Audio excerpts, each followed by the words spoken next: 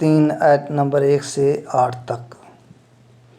والتین والزیتون، قسم ہے انجیر کی اور زیتون کی، وطور سینین، اور طور سینین کی، وہذا البلد الامین، اور اس امن والے شہر کی، لقد خلقنا الانسان فی احسن تقویم، بلا شبہ یقیناً ہم نے انسان کو سب سے اچھی بناوٹ میں پیدا کیا، ثم رددناہ اسفل سافلین، پھر ہم نے اسے لٹا کر نیچوں سے سب سے نیچا کر دیا، الا الذین آمنوا وعملوا الصالحات فلہم اجر غیر ممنون، مگر وہ لوگ جو ایمان لائے اور انہوں نے نیک اعمال کیے تو ان کے لیے ختم نہ ہونے والا اجر ہے۔